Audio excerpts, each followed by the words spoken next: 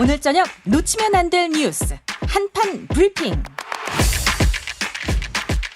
한판 브리핑 김수민 평론가 나오셨습니다. 어서 오십시오. 네, 반갑습니다. 자, 국민의힘 대통령 선거 후보를 최종 선출한 열흘이 지났습니다. 그런데 아직 선대위 구성이 완료가 안 된 상태고 당 사무총장 교체를 놓고도 당대표 후보 간의 갈등 양상에 대해 이런 보도가 있습니다. 네, 한기호 사무총장 거취 이 부분이 가장 첨예한 쟁점이 됐는데요. 예. 어제 이 대표하고 한 사무총장이 독대를 하고 한 총장이 거취를 일임한 것으로 알려졌습니다. 하지만 이 대표의 유임 이사가 확고한 상황이고 대선 지선을 앞두고 교체는 힘들다라는 이유가 전해지고 있는데요. 예. 오늘 좀 긴장감이 도는 풍경이 목격이 됐습니다. 국민의힘 공보실이 오늘 오전 최고위 회의 50분 전에 윤석열 후보께서 금일 오전 다른 일정 관계로 최고위에 참석하시지 못하게 됐다라고 공지를 했고 이것은 전날 밤에 불참을 통보한 것으로 그렇게 전해졌는데요. 예. 윤 후보 쪽은 선대위와 관련해서 비공개로 외부 인사를 만나게 돼 불참하게 됐다라고 이유를 밝혔습니다. 이준석 대표는 불편한 기세가 좀 내비쳤는데 저는 공개 발언이 없습니다라고 하면서 함구를 했고요. 그리고 비공개 회의도 없이 20분 만에 최고위원회 회의가 종료가 됐습니다. 예. 백브리핑도 생략이 됐고요. 이에 대해서 윤 후보와 가까운 중진 의원들이 한 사무총장에게 연락해서 거취에 대해 압박했다라고 하는 전언이 나오고 있습니다. 한편 윤석열 후보, 이준석 대표 이 두 사람은 김종인 전 비대위원장 출판 기념회장에서 대면을 했는데요. 한 테이블에 앉아서도 별다른 대화가 없는 그런 모습도 보였습니다. 또 축사에서도 상대방을 거명하지 않았고요. 윤석열 후보는 행사장을 퇴장하면서 기자들에게 아니 최고위에 매번 나가야 하는 것도 아니고 라고 얘기하면서 선대위 얘기는 그만하자, 잘 되고 있으니까 또 사무총장 교체에 대해서는 지켜보시죠 정도의 입장을 내비쳤습니다. 예. 그런데 오늘 오후 3시쯤 당사 5층 대선 후보실에서 만나서 선거대책위원회와 당 사무총장 등의 각종 인선에 대해서 윤석열 후보와 이준석 대표가 직접 논의를 한 것으로 알려졌는데 독대 시간은 40여 분 정도였다라고 전해지고 있습니다. 예. 이제 오전의 뉴스는 이제 윤석열 후보가 최고의 패싱했다. 그 이준석 대표는 발언 패싱했다 해서 이제 갈등 양상이 중계되는 양상이었는데 또 오후에는 다시 또 두 분이 만났다라는 뉴스가 나왔습니다. 자, 일단은 핵심은 당대표의 역할인 것 같습니다. 당원상에 이제 대통령 후보가 당무 우선권을 가진다. 이거를 두고 또 이제 대표와 후보 사이에 또 갈등 양상이다라고 이제 언론이 보도하고 있는데 어떻게 보고 계시는지 진 작가님부터. 그 규정을 보면 선거 업무의 효율적 추진을 위해 필요한 범위 내에서 당무 전반에 관한 모든 권한을 우선에 가진다라는 거잖아요. 후보가. 그러니까 이거는 네. 해석에 따라 달라질 수가 있거든요. 이 사람 해석, 저 사람 해석. 그러니까 해석이 불분명하기 때문에 선거 업무의 효율적 추진을 위해. 그렇죠. 사무총장 교체도 당무 우선권 행사를 볼 수도 있고요. 또 안 볼 수도 있거든요. 음. 이런 문제 때문에 벌어지는 건데 제가 이제 지금 지적하는 것은 뭐냐면은 그러니까 윤석열 캠프하고 이준석 대표하고 갈등이 불필요해요. 예를 들어가지고 처음에 입당할 때도 불필요한 갈등을 일으키면서 들어갔잖아요. 근데 예. 이번에도 마찬가지거든요. 이런 문제가 있으면은 후보가 직접 대표를 만나가지고 얘기를 한 다음에 무슨 협의를 하든지 타협을 보든지 이래야 되는데 그게 아니라 누구 시켜가지고 그러니까 압박을 놓고 이 사람이 갑자기 와가지고 나 내려놓겠습니다. 이렇게 얘기를 하면 사실 대표 입장에서 굉장히 기분 나쁘거든요. 그래서 예. 이게 지금 후보와 그다음에 대표 사이의 합의와 협의 또는 타협으로 풀어야 할 문제들을 자꾸 이렇게 갈등 상황으로 가져가는 것 자체가 저는 바람직하지 않다고 봐요. 예. 그래서 후보가 대표에게 직접 소통을 하든가. 예. 네, 그런 부분이 더 낫겠다. 그렇죠. 예. 자, 김성애 소장님. 계속되는 기선제압이죠. 그 당에 입당할 때도 이준석 대표가 없는 날 굳이 골라서 입당을 했던 장면에서도 당신을 휴가 날. 당대표로서 난 잘 모르겠다. 예. 이런 입장이었던 거 아닙니까? 그날 전원에 따르면 11시쯤 오늘 오후 1시 입당할 거니까 준비들 해라고 해서 급하게 작전을 치르듯 입당을 한 건데 예. 이번에도 마찬가지로 들어가자마자 당무 우선권이 있으니까 저 사람 자릅시다라고 말하는데 그 사람이 그냥 사람이 아니고 사무총장이거든요. 당에서 사무총장의 역할은 어마어마합니다. 굉장히 중요한 자리고요. 전 이분이 임명되실 때 5.18 관련돼서 북한군 소동으로 저도 비판한 바는 있습니다만 어쨌든 이 사무총장은 특히나 지방선거를 앞두고 지방선거에서 굉장히 중요한 역할을 할 수밖에 없는 자리인데 예. 이분을 나가라고 한다는 것은 결국 대선 이후까지를 다 좀 관할해야 되겠다라는 선언을 한 것이라서 불편한 관계가 만들어지고 있는 것이고 윤석열 후보 개인의 의견이라기보다는 글쎄요 누군지는 알 수 없지만 윤석열 후보의 캠프에 있는 중요한 인사와 합을 맞춘 것이 아니겠는가. 그런데 이런 거는 주말 내에 정리했어야 되는 소송이 아닌가 싶어서요. 좀 불안해 보입니다. 예. 뭐 만났다니까 한번 보죠. 뭐 40분간 얘기를 했다고 하니까 결과가 예. 어떻게 나올지 좀 봐야겠는데 이게 참 그렇거든요. 이게 무슨 당의 미래를 놓고 혁신을 위한 이런 식의 생산적인 갈등이 아니잖아요. 이게 밥그릇 싸움이거든요, 결국은. 기싸움. 그렇죠. 네. 이런 것을 그러니까 사실 국민들이 정권 교체를 원하는데 정권 교체를 했을 땐 과거보다 좀 나은 모습을 보고 싶어 하거든요. 근데 그들이 돌아왔다라고 했을 때는 정권 교체를 바라는 많은 국민들이 실망할 거라는 겁니다. 이 점을 명심해야 되는 거예요. 특히 이제 국민의힘 분들 같은 경우에는 그러니까 자기 생각만 하는 것 같아요. 이렇게. 자기 생각. 네. 자기 생각만 하는 것 같고 당을 먼저 생각하는 게 아니라 자기들 생각만 먼저 하는 것 같은 느낌이 들거든요. 그래도 민주당 같은 경우에는 뭐 그런다 하더라도 뭉칠 땐 또 쫙 뭉치거든요.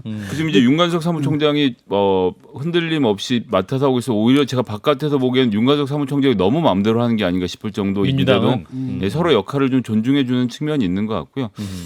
글쎄, 근데 이거 사무총장 자리 사실 되게 중요한 자리라 기싸움이 만만치 않을 텐데 거기다 지금 후보가 직접 최고위원회까지 참석을 안 하면서 굉장한 기싸움을 하고 있는 거잖아요. 어느 쪽이 이겨야 되는 건데 글쎄 어떻게 될지 잘 모르겠네요. 그렇군요. 그 오늘 또 그 김종인 전 비대위원장 출판 기념회가 있었고 같은 테이블에 이제 이준석 대표랑 그 윤석열 후보가 같이 앉아 있었는데 대면대면하게 앉아 있었다는 거 아니에요? 진 작가님도 오늘 현장 취재차 가셨는데 그 두 대표 간의 후보와 대표 간의 불편함을 보셨습니까? 아니 저는 멀리 있었습니다. 그 자리에 앉을 짬밥이 못 돼가지고 저기 떨어져서 실망스럽다. 그 테이블에 계셨어야지. 현장의 느낌을 말하자면 뷔페가 맛있었다는 거 정도. 아니 나가려 그러는데 뷔페가 준비가 되어 있다 그러더라고요. 그래가지고 야 내려가자 그래서 대한판승부 제가 팀인데 말이죠. 뭐 예. 이럴 때 아니면 언제 먹어보겠습니까? 좀 싸우시지 그러셨어요. 자 김수현 평론가, 네. 이 사무총장 역할 어느 정도로 중요합니까? 그 선거를 할 때 금고직이다 이런 역할 얘기도 나오는데. 이게 당헌상의 당무 우선권을 보면 대통령 후보가 대선 시기에는 당의 최고 대표자이다라는 건 맞는 것 같아요. 근데 또 한편 같이 생각을 해봐야 될 거는 당 대표를 뽑은 지 꽤 오래된 게 아니라 올해 뽑은 거거든요. 그러면 일단은 투톱 체제라는 것도 한편으로 인정을 해야 되는 거고 당 대표에게 결국에는 사무총장의 거취 문제는 달려 있는 거다. 이제 윤석열 후보가 그것을 당무 우선권을 앞세워 가지고 교체를 시도한다거나 이렇다기보다는 이준석 대표를 먼저 설득을 하는 것이 중요한 과제인 것 같아요. 예, 그렇군요. 역시 후보 역할이 더 중요하겠다라는 진단입니다. 자, 한편 말씀드린 대로 김종인 전 비대위원장의 출판 기념회가 있었는데 당연히 또 김 전 위원장에 대한 그 선대위에 합류된 질문 기자들이 많이 했습니다. 네, 오늘 오전에 안 그래도 중앙일보에서 단독 보도를 했는데요. 출판 기념회 앞선 시각이죠. 총괄선대위원장 김종인, 상임선대위원장 김병준 이 카드가 유력하다. 뭐 이렇게 검토 중이다 이런 보도가 나갔습니다. 이에 대해서 국민의힘 관계자의 설명은 김종인 전 위원장이 대선 지휘를 총괄하고 김 교수 김병준 교수죠. 시대 정신을 화두로 던지는 식으로 역할 분담을 하는 그런 구조고 또 총괄선대본부장은 따로 두지 않고 분야별로 공동본부장 체제가 유력시된다 이렇게 기사가 나갔습니다. 예. 그리고 이날 출판 기념회에서도 윤석열 후보가 선대위 구성을 염두에 두고 김종인 전 위원장에게 일종의 구애를 했는데 그 음성 한번 축사 들어보시겠습니다. 정치개혁뿐만 아니라 이 국가의 대개조가 필요한 그런 시점에 또다시 우리 김 박사님께서 역할을 또 하셔야 될 때가 이제 다가오고 있지 않는가 그렇게 생각을 하고 그동안에 그 쌓아오셨던 이런 경륜으로 저희들을 또 잘 좀 지도해 주시고 잘 이끌어 주시기를 부탁드리는 마음을 가지고 있습니다. 예. 네, 근데 이날 출판 기념회 날 김종인 전 위원장이 뚜렷한 답변을 내놓지는 않았습니다. 이게 얘기가 되면 도와줄 수도 있다. 이렇게 예. 얘기를 했고요. 또 총괄선대위원장 역할을 맡기로 했다는 설에 대해서도 일체 아무것도 모른다. 선대위를 구성하는 후보가 알아서 결정할 일이지 제3자가 뭐라고 얘기할 수 없다. 선대위가 짜이면 그때 가서 내가 판단하는 것이지 미리 얘기할 수 없다라고 좀 불투명하게 답을 했습니다. 그리고 한편으로 같이 선대위원장으로 거론됐던 김병준 전 비대위원장도 아직 결정된 바 없다라는 입장을 언론에 밝혔습니다. 예. 자, 일체 아무것도 모른다. 또 이렇게 말씀하시는데 정말 일체 아무것도 모르십니까? 뷔페 자리에서 제가 이제 싹 옆에 가지 않을까. 예. 아 그때 같이 예 갑자기 또 침투했어요. 궁금해가지고. 식사 전 상석으로 가셨군요. 가장 가가지고, 중요합니다. 예. 슬쩍 물어봤죠. 지금 상황이 어떻게 돌아가는데 이분은 근데 모든 게 지금 열려 있는 상황이고 나는 할 말 다 했다. 쉽게 말하면은 선거 이렇게 선대위는 이런 모습이어야 한다라는 말을 던졌고 예. 그걸 갖다 후보가 결정해야 될 문제다. 그래서 후보가 결정하면 난 그걸 보고 참가할지 말지 결정할 것이다. 이렇게 얘기를 하더라고요. 그리고 뭐 특별하게 뭐 몇 사람을 추천했다 이런 건 아니고 그 뭐 그런 것 없이 딱 그 뭐랄까 원칙만 딱 얘기했다는 겁니다. 이렇게 요 원칙이 지켜준다면은 나는 들어가는 거고 그렇지 않다라고 한다면 내가 도울 일은 없을 것이다. 이게 이제 입장에다 이렇게 간단하게 말씀하시더라고요. 네, 김성현 소장님. 김종인 위원장이 그런 점에서는 굉장히 그냥 아주 투명한 분이신 것 같아요. 요구사항 뭐 이게 뒤로 전달한 요구사항이라는 게 없고 이러이러하다라고 말하는 걸 그대로 받아들이면 될 것 같은데 저는 이 오늘 오늘 언론에서 보도됐던 김병준 전 뭐였죠? 비대위원장하고 두 분을 같이 동시에 등장시키는 것은 도대체 무슨 생각인지 사실 알 수가 없습니다. 게다가 김종인 비대위원장이 하실 일이 사실 이 입장에서 놓고 보면 비전을 던지는 일인데 그 일은 김병준 위원장에 맡기고 큰 그림 이쪽에서 짠다고 하는데 그리고 총괄본부장을 없앤다고 하는데 지금 민주당 같은 경우는 총괄본부장이 조정식 의원이거든요. 그러니까 예. 총괄본부장이라는 게 그 밑에 있는 수많은 본부들 관할해야 되는 일이라서 일이 되게 많은데 이게 없이 그냥 김병준 이렇게 김종인 투탑으로 간다는 건 있을 수 없는 일인 건데 이런 것을 기사로 내놓고 당일에 가서 또 김종인 위원장에게 굉장히 공손하게 초대를 하고 있는 윤석열 후보 어떤 계획을 갖고 계신 것인지 밖에서 볼 때까지는 전혀 뭐 짐작이 안 되네요. 이거 대충 그림이 나오지 않아요? 그러니까 쉽게 말하면 김종인 위원장 같은 경우에는 지금 혁신 선대위를 꾸려야 된다라는 거고, 예. 그 다음에 저쪽에 이제 그 당의 중진들은 그 우리가 그래도 뭐 경선 때 뛰었으니까 우리가 좀 좌지우지해야 되는 거 아니야?라고 하면서 김병준을 좀 띄우는 거죠. 그러면서 사실상 문제는 뭐냐 여기 이제 당의 노선이 지금 걸려 있는 문제거든요. 다시 예. 말하면 유권자들이 바라는 것은 국민의힘이 과거와 같은 그런 꼴통 보수가 아니라 뭔가 합리적이고 온건한 보수를 거듭나기를 바라고 특히 김위원장 같은 경우에는 그 경제민주화 같은 이미지 있지 않습니까? 독일식 예. 사회국가 시스템들 이런 쪽으로 보수가 가야 된다라는 거고 반면에 저쪽 캠프는 여전히 시장 만능주의 이른바 우리가 신자유주의라고 부르는 그런 사람들이 있거든요. 그러니까 그런 사람들로 하여금 시대정신이라는 화두를 던지게 한다라고 하는 것은 당의 성격을 바꾸지 않겠다라는 그런 게 있는 거고 예. 그래서 이게 지금 서로 충돌하는 모습을 보이거든요. 근데 저는 그냥 분명하게 얘기하는데 지금 보수가 달라진 모습을 보이지 않으면은 이번 선거 어렵습니다. 예. 네. 그러니까 이제 김성현 소장입니다. 뭐 진 작가님 말씀하신 거에 투탑이 존재하면 투탑이 불가능해요, 그건. 같이 존재할 수 있을 것이냐. 그러니까 저쪽 사람들은 뭐라고 하냐면은 어떻게 생각하는 거냐면 예컨대 김종인 위원장, 그다음에 뭐 금태섭이나 아니면 뭐 여러 사람 혁신적인 사람들을 문의로 갖다 놓고 실권은 우리가 주겠다 이런 거거든요. 그러니까 거기서 김종인 위원장은 그러려면 우리가 뭐 하러 들어가느냐. 왜? 너희들이 정권 잡은 다음에 그 책임을 우리가 져야 된다. 국민들한테 추천한. 우리가 그렇게는 못 하겠다라는 거고 우리가 들어가서 당의 모습을 바꿀 수 있는 어느 정도의 권한을 줘야지 우리가 들어가고 그 책임도 우리가 지는 거지. 우리는 문의만 하고 책임은 나중에 우리가 지게 되는데 이런 지금 갈등들이 일어나고 있는 겁니다. 그러니까 이제 이재호 상임고문이 했던 말씀처럼 예. 킹메이커라는 것이 전 뭐 김종인 위원장을 폄하할 생각은 전혀 없습니다만 어쨌거나 킹메이커라는 게 처음부터 함께 정치적으로 함께 성장해 오면서 운명 공동체가 되고 이렇게 갑시다라는 방향을 정해줘야 되는데 김종인 위원장이 지난번 비대위원장 하시던 때도 이 중진들의 반대. 그러니까 이제 보수 정당을 개혁하고 싶지만 개혁이 안 되는 거죠. 체질이 변하지 않는 상태거든요. 그래서 한번 반발돼 나갔는데 이번에 윤석열 후보를 등에 업고 다시 한번 시도하시는 그림으로 전 이해가 되는데 윤석열 후보 입장에서도 그렇다고 해서 지금 있는 국민의힘 모든 사람들을 저버리고 내가 할 수 있겠는가라는 걱정을 하고 있는 이런 대목이 아닌가 싶어요. 김수인 평론가. 네, 일단 김종인 전 위원장 의중은 좀 분명한 것 같아요. 그러니까 과거에 비상대책위원장 맡을 때하고는 다르다. 그때는 리더십이 붕괴했거나 뭐 공백 상태거나 이런 상황이기 때문에 정권 이런 말이 나왔는데 지금은 윤석열 후보 스스로가 어느 정도 정돈을 해야 되는 거 아니냐. 그러니까 선거대책위원회 틀이라든지 또 들어갈 인사 면면 이런 것들을 미리 제대로 구성을 해서 내가 갔을 때 일을 제대로 할 수 있도록 미리 해달라. 내 손에 이제 더 이상 내 손으로 다 처리하고 이러지 않겠다라고 하는 그런 그런 의지가 아닌가라고 그렇게 보여집니다. 그렇군요. 자, 청취자 여러분도 많이 들으시면서 의견 주시네요. 필립 213님은 여당은 김종인 위원장이 선대위원장 맡는 거 싫어할 것 같아요. 최강 드림팀 될까봐 의견 주셨고 3409님은 김종인 위원장이 가서 윤석열 후보와 기싸움을 하면 여당이 오히려 유리한 거 아닌가요? 뭐 이런 말씀. 그런 상황이면 그 김정일 위원장이 안 들어간다는 얘기예요. 예, 알겠습니다. 자, 국민의힘 얘기 여기서 마무리하고요. 자, 민주당 이재명 후보 뉴스입니다. 누군가가 이 기울어진 운동장을 정상적으로 만들어야 한다.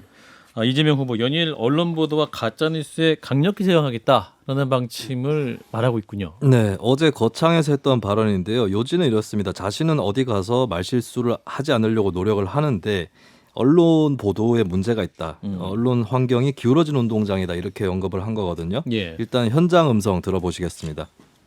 저는 어디 가서 말 실수 하나 안 하려고 정말 노력하는데 이만한 걸 가지고 막 이만하게 만들고 다른 쪽은 엄청나게 뭐 문제가 있어도 노 코멘트 나 몰라 이렇게 하고 있는 이 안타까운 현실에서 누군가가 이 기울어진 운동장을 정상적으로 만들어야 됩니다.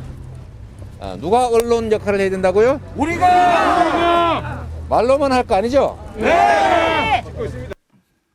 네, 이게 계기가 된 게 그 전에 부산에서 스타트업 소셜벤처 대표들과 만난 자리에서 부산은 재미없잖아 솔직히라고 말한 것에 파장을 의식한 것으로 보입니다. 예. 예, 그러면서 이제 본인의 어떤 의도 이런 거 관계없이 좀 왜곡 보도되고 있다라고 하는 그런 생각을 내비친 것 같고요. 그러면서 또 여러분이 작은 실천을 여러 곳에서 하면 큰 변화가 온다라고 하면서 지지층에게 직접적인 행동을 또 촉구를 하기도 했습니다. 또 마침 오늘 민주당 인사들이 줄이어서 언론 환경을 지적하는 모습을 보였는데요. 예. 강훈식 민주당 선대위 정무조정실장 같은 경우는 MBC 라디오 김종배 시선집중에 출연을 해서 언론이 부산 재미없지라는 6글자만 부각시켰다. 웃자고 한 이야기에 죽자고 달려든 격이다라고 비판을 했습니다. 또 YTN 라디오 황보선의 출발 새 아침에 출연했던 추미애 전 법무부 장관은 이재명 후보의 지지율 답보 상태의 원인을 두고 대장동에 대해서 언론이 너무 편파적으로 쓰고 있다라고 언급을 했고요. 또 오늘 CBS 라디오 김현정의 뉴스쇼에 출연한 현근택 더불어민주당 선거대책위원회 대변인은 SNS로 막 돌잖아요. 그럼 믿어버려요. 라고 하면서 얼마 전 낙상사고 관련한 그 뉴스 유포에 대해서 얘기를 했고 안민석 의원도 하루 종일 가짜뉴스가 확산됐기 때문에 이것은 윤석열 캠프 측과 가짜뉴스의 조직적 유포와 무관치 않은 사건이라고 본다라고 밝히기도 했습니다. 예. 그러니까 전반적으로 좀 억울하다 이런 입장의 기류가 많이 있는 것 같아요. 민주당은. 자, 그러면 일단 큰 틀에서 이 문제부터 좀 짚어보죠. 언론 환경. 그 이재명 후보나 민주당에게 이제 불리하게 기울어져 있는 그런 상태입니까? 그게 진 작가님부터. 예, 그런 인식 자체가 문제죠. 지금 보게 되면은 KBS, MBC와 같은 공영 언론 이거 다 자기들이 잡고 있잖아요. 근데 TBS 시민의 혈세로 운영되는데도 그 편파 방송을 한단 말이죠.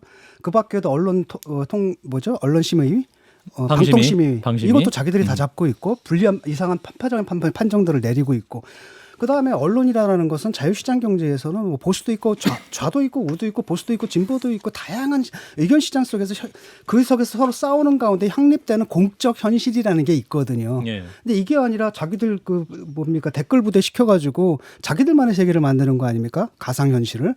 거기다가 이제 의존을 해가지고 그들에게 막 해달라고 얘기를 하는 것 자체가 현실에서 동떨어지게 되거든요. 그걸 우리가 조국 사태 때 봤잖아요. 그러니까 사실 표창장이 가짜로 드러났음에도 불구하고 어떤 인구 집단 내에서는 그게 진짜라고 굳게 믿고 있는 이 사람들이 있고 이들이 당신과 민심을 괴리시켰고 그래서 선거에서 괴멸적인 타격을 입었는데 아직도 그러고 있다는 게 저는 지금 믿을 수가 없고 대응을 참 잘못하는 것 같거든요. 캠프가. 예, 이런 겁니다. 그러니까 정치인들은 말이죠. 그 표현의 뉘앙스, 맥락의 섬세함 안 가리거든요. 언제든지 상대의 말은 곡해하고 오해할 준비가 돼 있습니다. 예. 그 방명록 같은 거 보세요. 반드시 세우겠다. 이거 가지고 그렇게 물어뜯잖아요. 그때 그 윤석열 후보도 한번 당해서 뭐라고 얘기했습니까?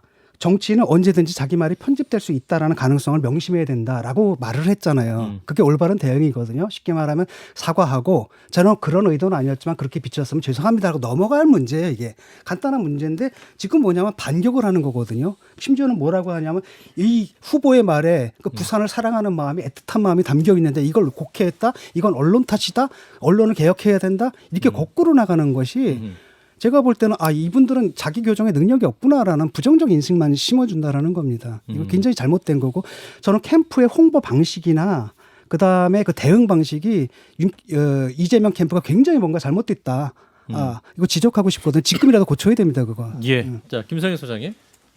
예, 그 바로 옆자리에 앉아 계셨다는 김민욱 대표님, 소셜벤처 대표들 모인 자리에 이재명 후보 옆자리에 앉아 계셨다는 분이 본인의 그 SNS 계정에 글을 쓰셨더라고요. 그러니까 부산은 재미없잖아 솔직히 요 발언 말씀하시는 네, 거죠. 참석한 대표의 대부분은 부산 청년의 타 지역 유출에 대한 아쉬움을 호소했고, 그래서 이에 대해서 이 후보가 부산의 청년 문제를 해결하기 위한 정책들을 이야기하는 과정에서 해당 발언이 나왔고, 재미가 없다는 건 급여 수준, 생활 여건 등 청년들이 느낄 만한 매력이 상대적으로 부족하다는 뜻이었다라고 현장에서는 이해를 했는데 이런 의견 이것이 왜 기사가 그렇게 나갔는지 모르겠다라는 이야기를 하더라고요. 현장에서 직접 하시는 분이고 저는 뭐 일면식도 없는 분이라서 이런 분들의 주장이 좀 같이 버무려져서 나가면 좋을 것 같은데 뭐 최근에 보시면 알겠지만 이 포털 사이트에서의 낙전 수입이 사실상 언론사의 모든 수입을 대체하고 있는 상황이 되어 가지 않습니까? 뭐 큰 언론사들은 100억 단위가 넘어가는 경우들도 있다고 하는데요. 그렇다 보니까 말 그대로 스포츠 중계하듯이 얘가 이상한 이런 말을 했어. 그럼 쭈루루 상대편 정치 진영에 가서 이 말에 대해서 어떻게 생각하느냐. 거기서 또 독한 말 누구 한마디 나오면 그 독한 말을 또 주제로 써서 기사를 내고 얘가 저렇게 반응했는데 뭐라고 대답하겠어요? 왔다 갔다 하면서 하루 종일 스포츠 중계를 하고 있으니 보는 시민들이 화를 내면서 그걸 클릭하고 있는 이 현실. 이 현실에 대해서 언론도 우리도 좀 자각을 해야 될 때가 아닌가라고 생각을 합니다. 네, 그 조건은 윤석열 후보도 마찬가지예요. 실제로 더 심하게 당한 건 윤석열 후보거든요. 계속 수없이 1인 1실언이라는 말까지 들어가면서 끝없이 당해왔거든요. 그럼에도 실제로 불구하고 실언을 하니까 그렇고요. 그러니까 이것도 실언이지 실제로. 당연히 갑자기 실언한 거죠. 예를 들어가 1인 1실언인 게 예를 들어가지고 뭐 음주운전보다 초보운전이 더 위험하다라는 등 뭐 제목이 화끈해라든지 이걸 만약에 윤석열이 했으면 난리가 났을 거라는 그래서 겁니다. 그걸 왜곡당했다고 얘기했습니까? 그거는 자, 그것대로 욕을 먹었죠. 네. 그래서 이런 그 조건은 너무나 똑같기 때문에 당연한 거고 언론사들 같은 경우에 뭐 그런 수입이 있다라고 한다면 편을 안 가르고 그런 수입을 원하겠죠. 그래서 그런 조건을 탓하면 안 되는 겁니다. 그러니까 윤석열 후보 같은 경우에 적어도 사과하잖아요. 반성하고 그다음에 조심한다 그러니까 요즘 굉장히 줄어들었죠. 그러다 보니까 요즘은 오히려 이재명 후보가 1인 1실언을 하고 있거든요. 근데 문제는 뭐냐면 이런 실언하는 것 자체가 아니라 실언을 한 다음에 어떻게 대응하느냐를 본단 말이에요, 국민들은. 근데 그런 식의 대응은 제가 볼 땐 국민들에게 더 반감만 준다라는 겁니다. 김 소장님. 진지하게 충고하는 거예요. 예, 그 말씀드렸던 대로 지금 실수를 하지 않은 것을 실수하지 않았다라고 말을 하는 것으로 넌 왜 사과를 하지 않느냐라고 저는 몰아붙일 수 없는 문제라고 보고 현장에 있었던 사람들이 그렇게 안 느꼈다는데. 그러니까 윤석열 후보도 언론만 아마 얘기하는 그럴 거 겁니다. 아닙니까? 본인은 그렇게 느낄 거예요. 이건 실수가 아니라 내 취지를 갖다 왜곡한 거다. 뭐 이렇게 느낄 거예요. 본인은. 아마 이재명 후보도 아마 그렇게 느낄 거고. 근데 국민들이 볼 때 불편했다라고 한다면 그 뭐 거기 있는 게 아니라 이게 보도가 됐을 때 많은 분들이 이거 부적절하다라고 느꼈다라고 한다면 내 발언의 의도는 그것도 아니었습니다. 제가 좀 정교한 표현을 차용하겠습니다. 거기다 또 강남은 왜 갖다 들이대. 그러니까 이런 방식이니까 잘못한 건 그냥 잘못했다고 깜깜하게 끊고 넘어가야 되는데 잘했다. 나는 잘못한 거 하나도 없는데 언론이 왜곡했다. 그러니까 언론을 개혁해야 되고 여러분이 언론이 되어달라. 이런 것들 보게 되면 국민들은 저 집단은 자기 교정에 능력이 없구나라고 판단하게 된다는 거예요. 계속 말씀드리지만 여기 스타트업 소셜벤처를 만난 거고요. 우리나라에서 스타트업 소셜벤처가 가장 많은 곳이 강남입니다. 당연히 부산에 있는 인력들이 왜 강남으로 유출되는지에 대해서 얘기를 하고 있었으니 강남에서 뭐가 더 있고 이 부산에 뭐가 부족한지에 대한 얘기를 하는 과정에서 재미없다는 발언 한마디가 이게 그만큼 이 토론을 할 만큼 중요한 주제였을까 저는 그렇게 생각하지 않거든요. 그냥 클릭을 키우려고 클릭을 한 그런데 조금 전에 말씀하신 모든 정치인들의 발언들은 전두환의 경우는 지금 그렇게 비교할 수 있는 문제는 아니죠. 다른 건 빼고 전두환이 정치는 잘했다라는 문제를 어떻게 지금 이 발언을 등치해 놓고 비교를 하십니까? 똑같은 발언은 누가 했냐면 김두관 씨도 똑같은 발언을 한 바 있고요. 그다음에 또 하나는 뭐냐면 이재명 씨 같은 경우 뭐라고 얘기를 했습니까? 자기는 전두환 대통령 덕분에 대학을 다닐 수 있었다. 감사한다. 이런 얘기까지 그때는 했잖아요. 비아냥대면서 한 비아냥대는 게 아니고 그렇게 말씀하시면 예를 들어 가지고 되고요. 전두환 시절에 그래도 윤석열 총장은 전두환에게 사형을 구형하고 도망 다녔지만 이재명 씨는 그 전두환 찬양하고 다녔다면서.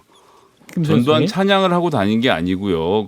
없는 살림에 그때 대학 등록금이 늘어가 나와서 내가 덕분에 대학을 다닐 수 있었다라는 취지에서 말을 한 거지 그걸 전두환을 찬양했다고 하시면 그건 너무 경강부회 아닙니까? 아니 본인이 그렇게 얘기를 해요. 자기는 찬양한 데서 사람이었다. 예. 자, 논쟁 잠시 멈추고요. 자, 김수민 평론가. 자, 네. 이번 대선 이제 본격적인 레이스가 시작이 됐는데 이 언론 문제나 언론 개혁 담론 얼마만큼 변수가 될 수 있을까요? 글쎄요. 근데 언론에는 아까 이재명 후보가 지지층에게 언급을 했듯이 시민의 입이라든지 혹은 후보자 입도 언론에 포함된다라고 볼 수 있겠죠. 예. 그럼 이제 후보자가 어떻게 하느냐.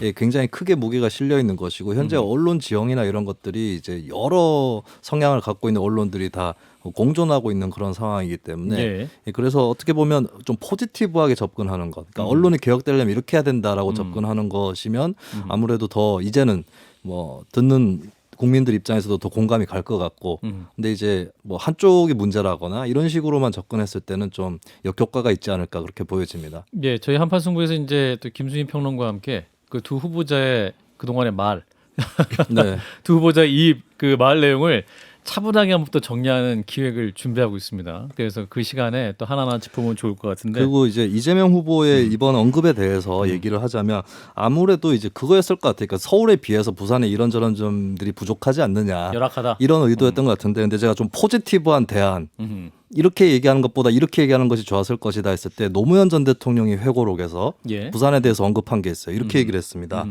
부산은 넉넉하고 개방적이어서 젊은이들에게 도전할 기회를 제공하는 도시였다. 그래서 나는 다시 일어설 수 있었다. 부산은 포기할 수 없는 매력을 지닌 곳이다. 그러니까 이재명 후보도 좀 더 긍정적으로 얘기하는 게 어땠을까? 총평은 이런저런들이 부산이 참 힘든 게 있는데 그래도 이 부산은 가능성이 있는 도시고 할 수 있다. 이렇게 얘기했다면 더 좋지 않았을까라는 생각이 듭니다. 본인의 진의도 표현이 됐을 거고요. 저게 정답이죠. 예, 공감하셨고 김성희 소장님도 공감하십니까? 근데 그건 얘기 중간에 나온 부분이잖아요. 뒤까지 얘기를 안 하고 그 부분만 잘라서 그 부분만큼 그러니까 얘기를 안 했다라고 하면 뒷부분은 보도가 안 된 알겠습니다. 내용을 가지고 이게 말씀하시면 안 문제라는 되죠. 거예요. 항상 저런 식의 태도고 그다음에 또 하나는 뭐냐면 항상 적을 만들거든요. 항상 적을 발명해요. 이번에는 언론이적인 거예요. 근데 그런 식의 문제를 그런 식으로 처리하는 것 자체가 이거 과연 지도자감인가 사람들로 하여금 의구심을 들게 한다는 거예요. 네, 김성희 소장이 20초 드리고 마무리할게요. 언론이 적이라고 규정한 것이 아니라 언론이 못하는 부분을 시민들이 메꾸자라고 시민들의 참여를 보장하자고 하는 것이 왜 언론을 적으로 돌리자라고 하시는 말씀인지 전혀 이해가 되지 않습니다. 예. 자, 오늘 토론은 여기서 1부는 여기서 마무리해야 될 것 같아요. 자, 김수민 평론가였습니다. 고맙습니다. 예, 감사합니다.